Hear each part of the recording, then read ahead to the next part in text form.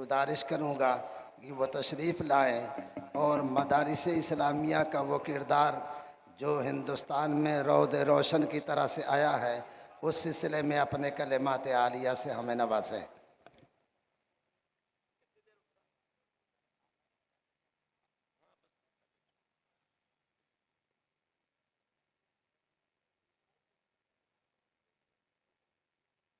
अस्सलामु अलैकुम वरहमतुल्लाहि वबरकातुहू। मैं आगे हो जाता हूँ, छोड़ो। मैंने सलाम किया तो आपने जवाब नहीं दिया, क्या बात है भाई? मुफ्ती साहब, पाबंदी, इसका परमिशन नहीं है क्या? अस्सलामु अलैकुम वरहमतुल्लाहि वबरकातुहू।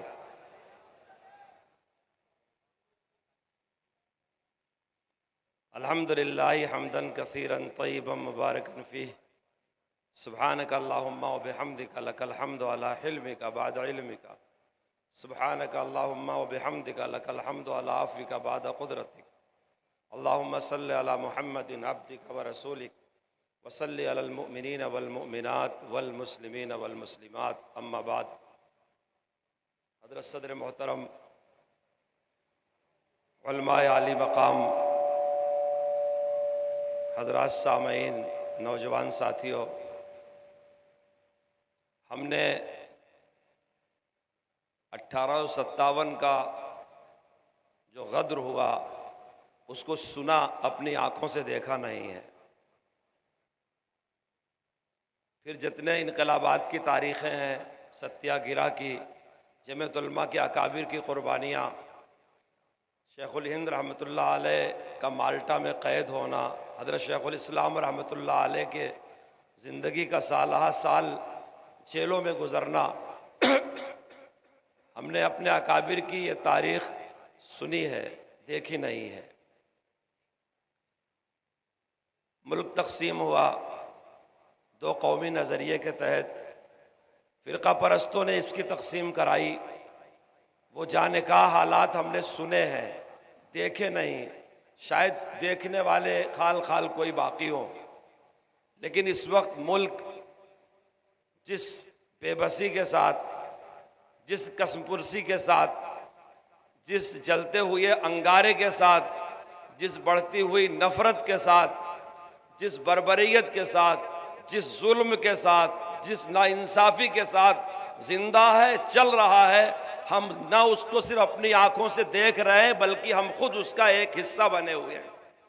आप तसव्वुर करें, जब आज़ादी में मुकम्मल आज़ादी की तहरीक पेश करने वाली जमीयत उलमा थी कि अंग्रेज़ मुल्क छोड़ दो, हमको मुख्तसर आज़ादी, मशरूत आज़ादी नहीं चाहिए, तो ये तजवीज़ सबसे पहले जिस इजलास में पेश की गई थी उसकी सदारत कर रहे थे अल्लामा अनवर शाह कश्मीरी रहमतुल्लाह अलैह। फिर और आगे बढ़िए तो ये तजवीज़ जब असम्बली और पार्लियामेंट में पेश की गई तो ये लाने वाले थे मौलाना हसरत मोहानी रहमतुल्लाह अलैह। और जब तन मन धन की कुर्बानियाँ देनी हुई तो सबसे आगे अपने हाथ में आज़ादी का झंडा लेके चलने वाले थे शेखुल हिंद महमूद हसन देवबंदी रहमतुल्लाह अलैह। आज इस बदनसीब मुल्क की सरजमीन पे हमको मदरसों के तहफ़्फ़ुज़ के लिए कॉन्फ्रेंस करनी पड़ रही है। इस दौर को किन अल्फाज में ताबीर किया जाए? आज़ादी हमने दिलवाई, जेल की कोठरियां हमने आबाद की, हिंदुस्तान का बड़े से बड़ा लीडर, उसे आज़ादी की पादाश में सजा हुई है, मुल्क के अंदर की जेल में हुई है। शेखुल हिंद, शेखुल इस्लाम, मौलाना वहीद अहमद, मौलाना वज़ीर गुल, इनके साथियों को माल्टा की जेल में भेजा गया है। इन्होंने मुल्क से बाहर की जेल काटी है। एक एजेंडा था कि मुल्क आज़ाद होगा। अल्हम्दुलिल्लाह मुल्क आज़ाद हो गया, दस्तूर बन गया। दस्तूर कितना बामाना, कितना वजनदार, कितना मुअस्सिर बना है, उसका अंदाजा अब हो रहा है। 10 साल से फिरका परस्त तबका उस दस्तूर की धज्जियां उड़ाने पे लगा है, मगर कामयाब नहीं हो रहा है। बनाने वालों ने कितने इखलास के साथ दस्तूर बनाया होगा, कितनी जद्दोजहद, कितनी जाफशानी के साथ इसके दफात मुरतब किए होंगे कि हुक्मरान तबका चाह रहा है कि दस्तूर की धज्जियां उड़ा दी जाए। ये मैं जमीयत उलमा के जलसे में नहीं कह रहा हूं, सुप्रीम कोर्ट के जज कह रहे हैं कि बिल्डोजर की कार्रवाई असंवैधानिक है। मुझे समझाया जाए असंवैधानिक का मतलब क्या होता है। आए दिन कोर्ट कचहरी में जज साहिबान को बताना पड़ता है कि फर्द की आजादी का मतलब क्या होता है। हुक्मरान तबके को, वर्दी पहनने वालों को, जिनकी जिम्मेदारी थी संविधान की हिफाजत करना, शहर की और मुल्क की और नागरिकों की हिफाजत करना, कोर्ट कचहरियों को उनको बताना पड़ता है कि संविधान का तकाजा क्या है। और अब मामला यहां तक पहुंच गया है कि हमको आजादी के 70 साल बाद उन मदरसों के तहफ्फुज के लिए मैदान में आना पड़ रहा है जिन मदरसों की पहली सदा आजादी थी। जिसे अंग्रेज नहीं बंद करवा सका उसे फिरका परस्त बंद करवा सकते हैं। हमारे इन मदरसों में सच्चा अम्बेडकरवाद बसता है, सच्चा गांधीवाद बसता है। याद रख लो, असली हिंदुस्तान बसता है। हमारे मदरसों के दरवाजे अजमेर शरीफ की दरगाह से लेके आजमगढ़ के देहात तक सबके लिए खुले हुए हैं। हम आने वाले की जात नहीं पूछते, हम छुआछात के खिलाफ है। आने वाले की जबान नहीं पूछते, हम लसानी बुनियादों पर तफरीक के खिलाफ हैं। हम धर्म नहीं पूछते क्योंकि धर्म की बुनियाद पर टू नेशन थ्योरी के हम खिलाफ हैं। हमारा पहले दिन से आज तक यही नारा है कि इस मुल्क के जितने भी लोग हैं, हिंदू हो, मुस्लिम हो, सिख और ईसाई हो, सब मिल करके हिंदुस्तानी हैं। मैं आप लोगों से एक बात कहता हूं, आपके मदरसे हिंदुस्तान की तामीर और तरक्की में कितने मुअस्सिर हैं, शायद आपसे ज्यादा मदरसों के बदखाह ये समझ रहे हैं। ऐ काश मेरी कौम भी समझ जाती कि आज अगर हिंदुस्तान में इस्लाम जिंदा है तो किस वजह से जिंदा है। मैं आपसे पूछता हूं, मदरसों में क्या पढ़ाया जाता है? हजरत सदर मोहतरम फरमाते हैं मदरसा हमारा दीन है। मस्जिद में नमाज पढ़ाई जाती है, मदरसे में नमाज सिखाई जाती है। मस्जिद में नमाज अदा की जाती है, मदरसे में नमाज की फिक़ह बताई जाती है। तरावी में कुरान सुनाया जाता है, मदरसों में कुरान हिफ्ज कराया जाता है। काजी साहब निकाह पढ़ाते हैं, क़ज़ा व अदल का मसला मदरसे में पढ़ाया जाता है। मुफ्ती साहब फतवा देते हैं, मुफ्ती मदरसे में तैयार किया जाता है। उलमाए किराम मिंबर पे खड़े होकर के खिताब करते हैं, ये खुतबा मदरसे में उनको खतीब बनाया जाता है। जितना हमारा मदरसा ये हमारा दीन है, हमारी दुनिया नहीं है। हमारे मदरसों की एक सुनहरी तारीख है, सिलसिलतुज़्ज़ाहबी इसकी एक कड़ी है। जितना पुराना इस्लाम है, मदरसों की तारीख उतनी ही पुरानी है। ये तसव्वुर ही नहीं हो सकता कि मुसलमान कहीं हो और वो मदरसों से बेनियाज हो नहीं सकता। नबी पाक सल्लल्लाहु अलैहि वसल्लम ने तबलीग शुरू किया, अभी चंद लोग इस्लाम लाए थे कि आपने दार अरकम नाम का मदरसा मक्का शरीफ पे तामीर किया। अभी नबी पाक को हिजरत का हुक्म नहीं हुआ था कि आपने असद बिन ज़ुरारा अंसारी सहाबी के बाग में हजरत मसाब बिन उमैर को भेजा कि जाओ और मदीने वालों को कुरान शरीफ सिखाओ। फिर आप हिजरत फरमा करके मदीने मुनव्वरा तशरीफ ले आए और आपने वहां सुफ़ा कायम फरमाया। इस्लाम फैलता गया, बढ़ता गया, जहां गया। जब इस मुल्क में आया तो मदरसों के साथ आया। ये कोई मौरूसी अकीदा नहीं है। इस्लाम कहते हैं कुछ अकीदों को, कुछ आमाल को, इन्हीं अकीदों, इन्हीं आमाल की तालीम मदरसों में दी जाती है। बुनियादी फंडामेंटल रूल्स की तालीम, इस्लाम के बुनियादी कवायद की तालीम, ज़रूरियात दीन की तालीम मकतब में दी जाती है और इस्लाम के तालीमात की तफसीली तालीम मदरसों में दी जाती है।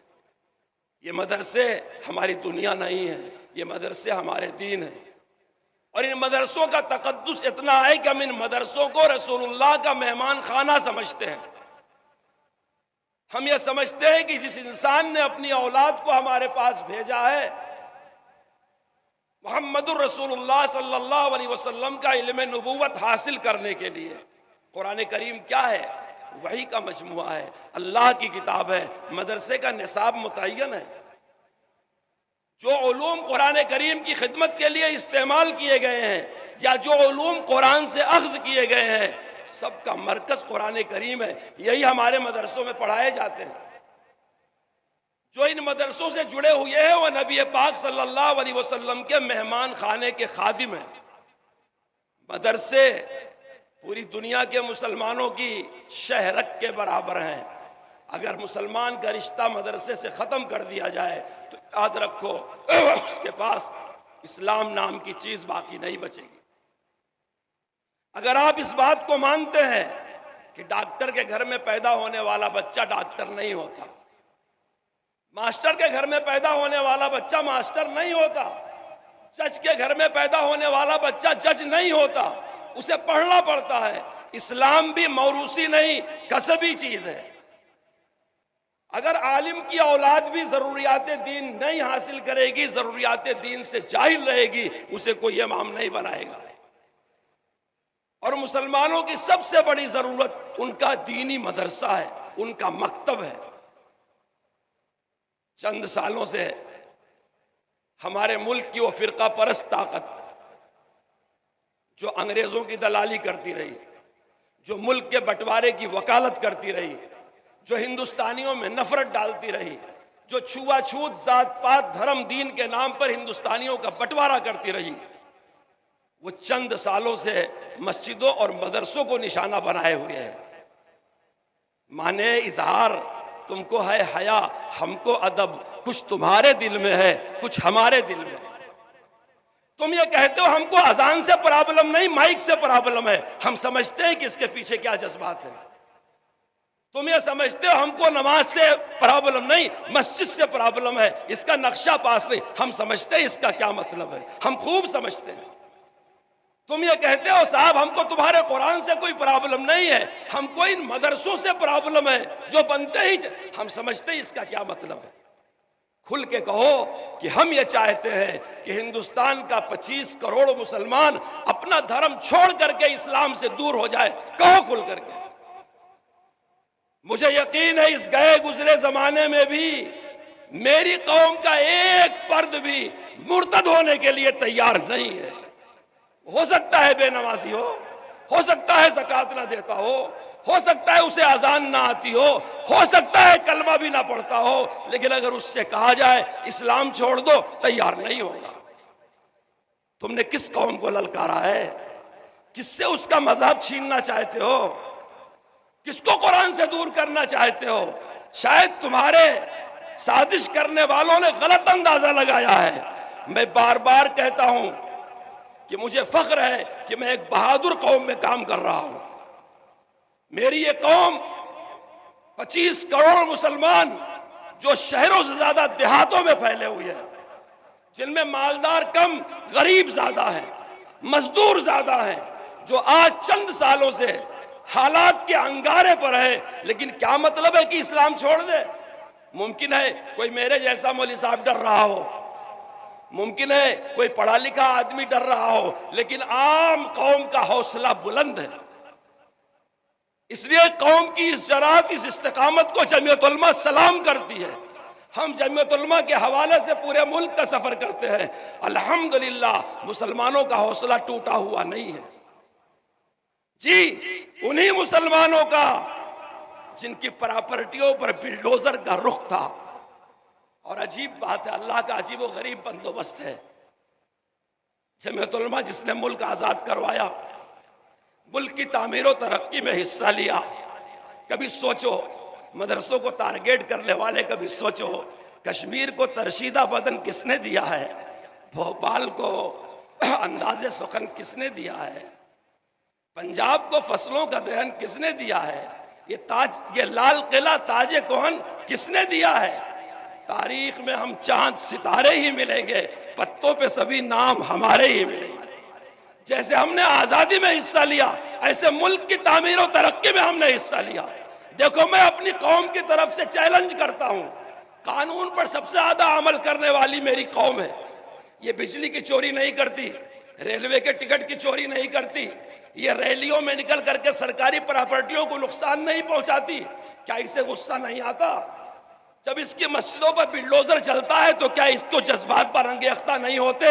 लेकिन वाह रे मेरे कौम की संजीदगी, कभी हमारी कौम ने सरकारी प्रॉपर्टियों को नुकसान नहीं पहुंचाया। जरा याद करो, अग्निवीर का मामला आया था, क्या क्या रिकॉर्ड में दर्ज किया गया और क्या क्या हुआ।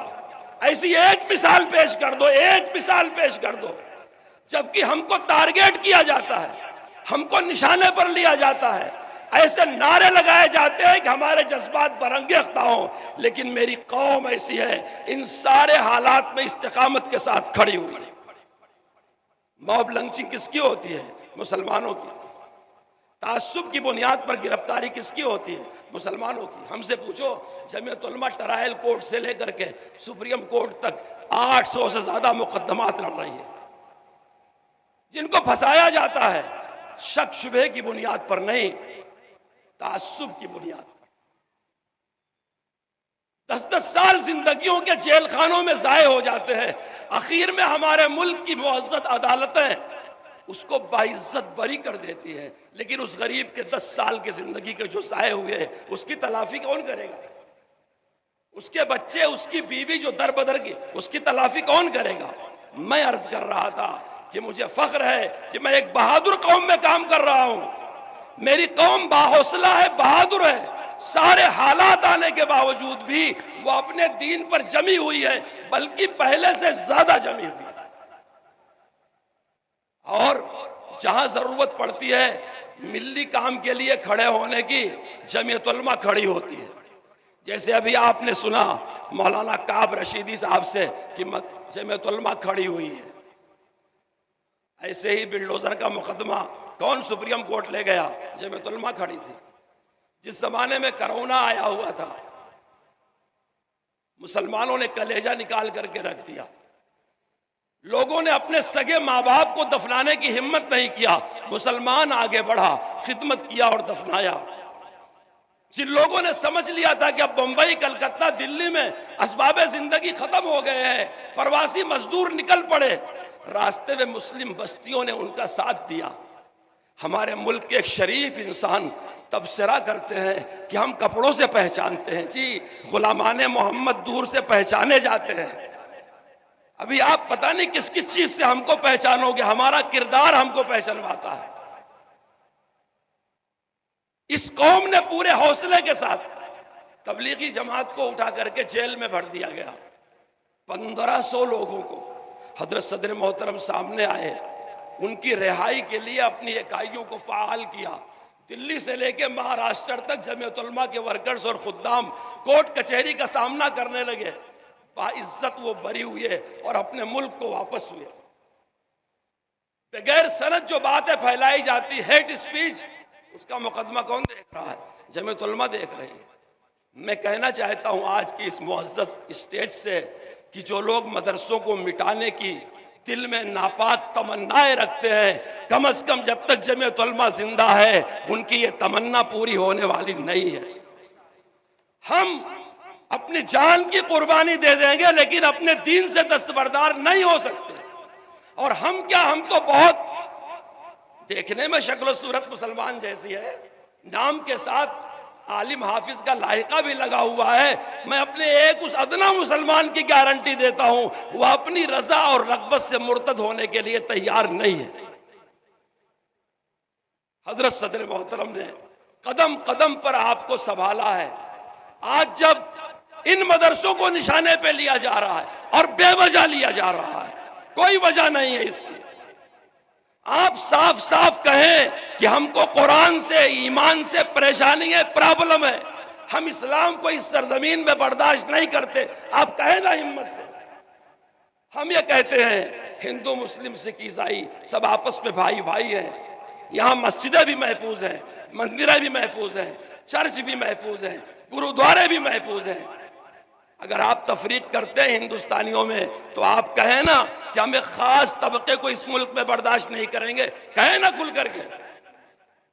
दिल में कुछ है, जबान पर कुछ है, मुख्तलिफ उन्वानों से हमारी कम्युनिटी को टारगेट किया जाता है। और जिस दिन मुसलमान ज़ेर हो गया, याद रखो यहाँ बसने वाले दलित, अछूत, पिछड़ी जातें, उनकी भी खैरियत नहीं है, उनको भी गुलाम बनाया जाएगा। दीगर मजहबी अकलियतों की भी खैरियत नहीं है, उनके मजहबी आज़ादी को भी छीन लिया जाएगा। इस दस्तूर की वजह से ये सारी चीज़ें नामुमकिन हो रही हैं। और इस दस्तूर की हिफाजत करने वाले मदरसों में बसते हैं। जमीयत उलमा इसकी हिफाजत करती है। जमीयत उलमा लगातार तहफ़्फ़ुज़ आईन, तहफ़्फ़ुज़ दस्तूर की कॉन्फ्रेंसें करती है। इसलिए मेरे दोस्तों, आज की इस जलसे का पैगाम अगर हमें समझ जाए, जितना मुखालिफिन हमारे मदरसों की तासीर को समझे हैं, हम अपनी कौम को भी ये तासीर समझाने में कामयाब हो जाए तो इंशाअल्लाह जो लड़ाई हमको लड़ना है मदरसों के तहफ़्फ़ुज़ की फ़िरका परस्तों से, उसमें हम कामयाब हो जाएंगे।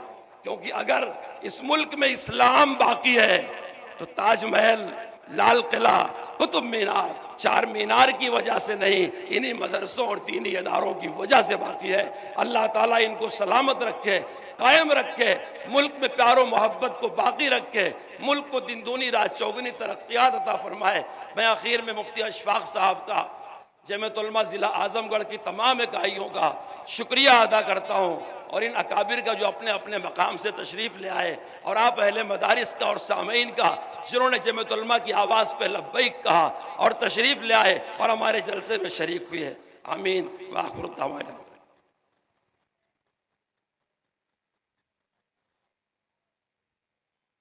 अब मैं